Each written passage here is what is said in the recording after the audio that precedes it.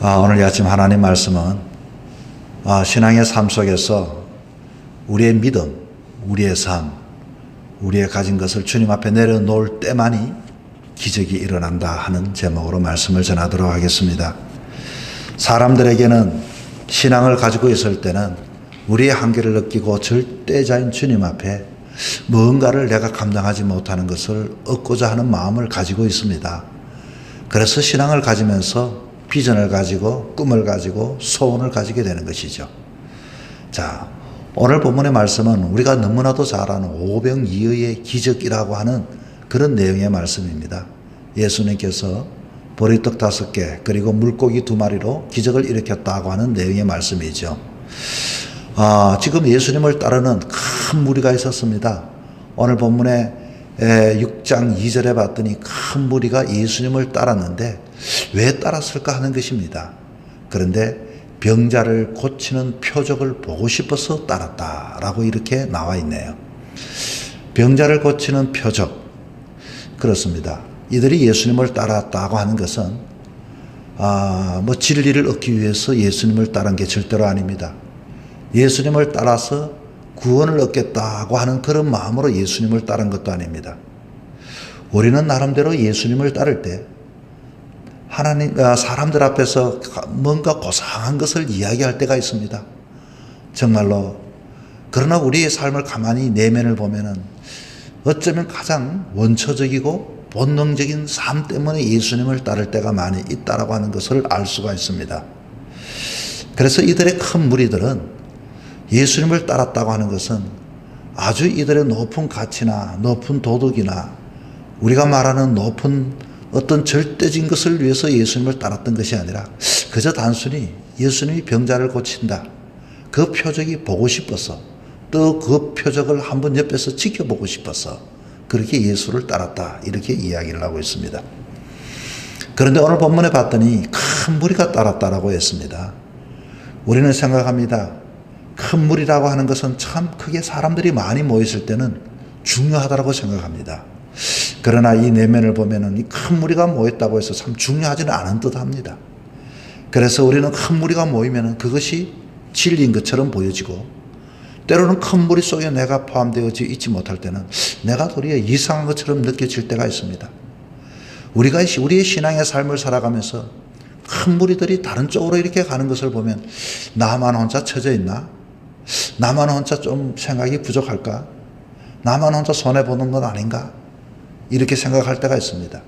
그런데 그 큰 무리 한 사람 한 사람을 보면은 정말로 예수님의 순수한 제자로서에 따른 것이 아니라 그저 호기심으로 따랐고 그저 자기의 소원이 앞으로도 자기 문제가 있을 때 저분이 나에게 필요한 사람이 되지 않을까 하는 의심을 가지고 따랐고 그렇게 해서 큰 무리들이 예수를 따랐다고 했습니다. 그런데 이 큰 무리는 나중에는 예수님을 십자가에 못 박는 그런 중심에 선 그런 무리가 되어졌다고 하는 것입니다.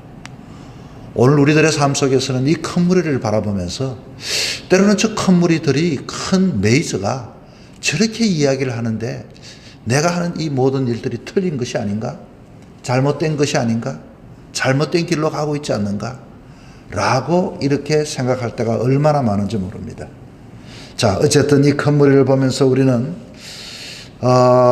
이 큰 무리들이 기뻐하고 큰 무리들이 속상해하고 큰 무리들이 모든 것들을 결정할 것 같지만 그러나 어쩌면 이 큰 무리라고 해서 그 속에는 예수님의 은혜가 필요하고 예수님의 능력이 필요하고 어쩌면 거기에는 나름대로의 인간적인 속물건성이 거기에는 담겨 있다고 하는 것입니다.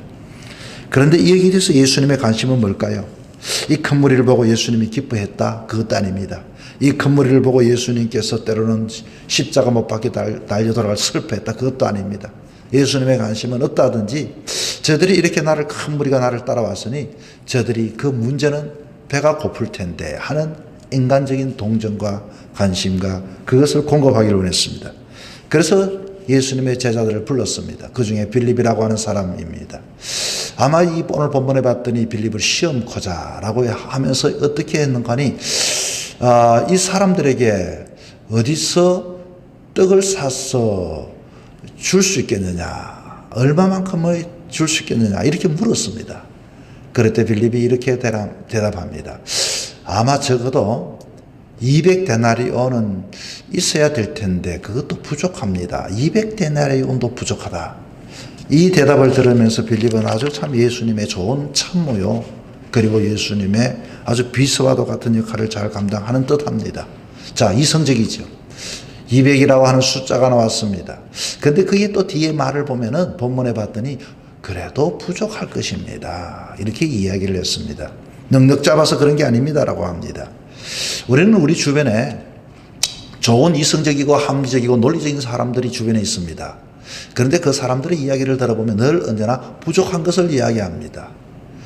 그래서 우리에게는 중요한 것은 작지만은 부족하지만은 그것을 통하여 주님 앞에 내려놓는 사람이 있고 주님을 만났으면서도 늘 언제나 주님을 인간적이고 이성적인 선생으로 계산으로 스승을 대하는 사람들이 있게 되는 것을 알 수가 있습니다.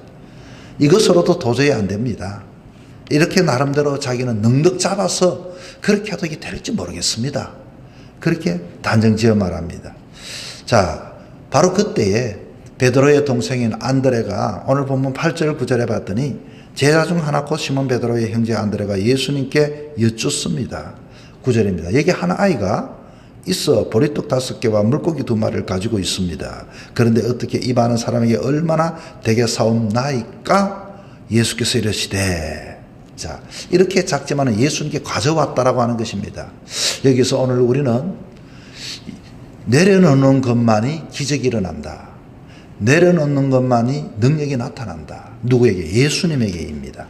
자, 우리는 지금 이 아이에게도 소유라고 말하면 소유인 이 도시락, 나만 먹어도 충분하지 않는 그 도시락이었을 때지만 그것을 조금이라도 주님 앞에 내려놓았을 때 오늘 본문은 500여의 기적이 일어나는 그런 현장의 삶을 맛보게 되어지는 것입니다. 사실 이 어린아이만 도시락을 가진 게 절대로 아니겠죠. 어른들도 도시락을 가졌습니다. 그리고 이 어린아이의 500여라고 하는 것은 좀 보잘것없는 것을 이야기해 주고 있는 것입니다. 그런데 이 도시락보다도 더 좋은 도시락이 아마도 거기에는 있을 것입니다. 어머니가 이 아이에게 도시락을 싸줬으니 좀 도시락은 작았을 것입니다. 그러나 이보다 더 풍성한 도시락을 가진 사람도 거기에는 있었을 것입니다. 그러나 누구의 도시락을 통하여 기적이 일어났다고요? 내려놓는 자에게 도시락을 통하여 기적이 일어났습니다. 내가 가진 것이 많다 적다가 아니라 주님 앞에 내려놓는 것이 기준이 되는 것입니다. 내가 가진 것이 좋다 나쁘다가 아니라 주님 앞에 손에 쓰임받을 때만이 능력이 나타나게 되는 것입니다. 우리는 때로는 우리 한국 사람들의 어떤 심성을 이야기할 때 shy라고 하는 말이 있습니다. 이 말은 무슨 뜻인가 하니 부끄러움을 잘 탄다. 부끄러움을 잘 탄다고 하는 것은 쉽게 말하면 사람들에게 친화력이 없고 내성적이다. 좀 알게 되면은 뭐 너것 내것 이렇게 나누게 되어지는데, 그러나 실제적으로 사람을 처음 만나게 될 때는 경계심을 가지기도 하고 저 사람이 어느 정도 나와의 관계를 맺어야 할 것인가 하는 그와 같은 것을 생각을 하고 염두를 해두고 있습니다. 그런데 어른이 되었어도 진짜 예수님을 만났어도 늘 조심성 때문에 주님 앞에 내가 내려놓아서 뭐 될까? 라고 하는 사람들이 있다 그 말입니다. 신앙은 그런 게 아닙니다. 신앙은 전적으로 믿는 것입니다. 신앙은 전적으로 의지하는 것입니다. 신앙은 내 것이지만 부족하지만 그러나 저분에게 들려질 때는 능력이 나타날 것이다.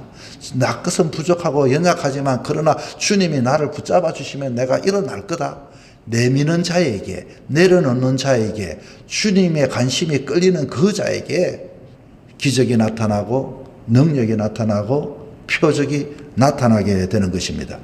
우리는 사람들을 볼 때 저 사람이 얼마큼 나와 가까울까? 내가 저라면 저 사람 이렇게 하면 내 자존심이 좀 상하지 아니할까? 끊임없이 이성적으로 계산하면서 사람들을 접근하고 관계를 맺어가려고 합니다. 그것은 그 사람의 문제가 아니라 내가 어느 정도의 계산하는 것만큼만 그와 같이 내가 응답을 받게 되어질 수밖에 없습니다. 그런데 어떤 사람은 보자마자 처음 사람에게 너무 믿는 사람들이 있죠. 그렇습니다. 사람들을 믿어서 우리는 때로는 실족할 때가 많이 있습니다. 그러나 신앙은 다른 것입니다. 믿음은 다른 것입니다. 하나님은 전지전능하신 하나님이시죠.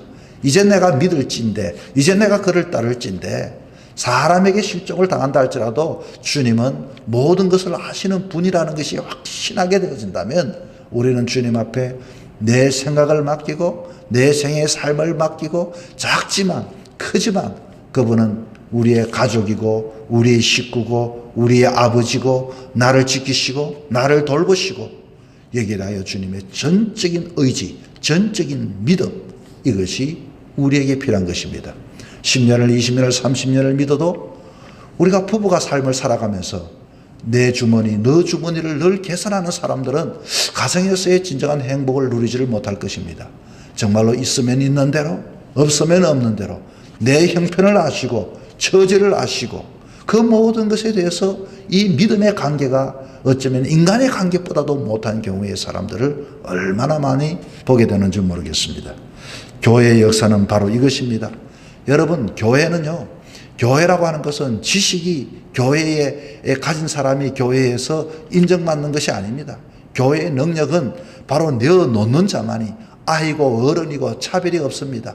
배우고 안 배우고 차별이 없습니다. 힘이 있고 힘이 약하고 차별이 없습니다. 남자와 여자가 그걸 기준하는 것이 아닙니다. 교회의 것은 주님을 어느 만큼 믿게 되느냐, 주님 앞에 얼마큼 내려놓게 되느냐, 주님 앞에 어느 정도로 모든 것을 맡기고 주님의 능력을 기대하는가에 따라서 믿음이 생기고 능력이 생기고 기적이 나타나게 되는 것입니다.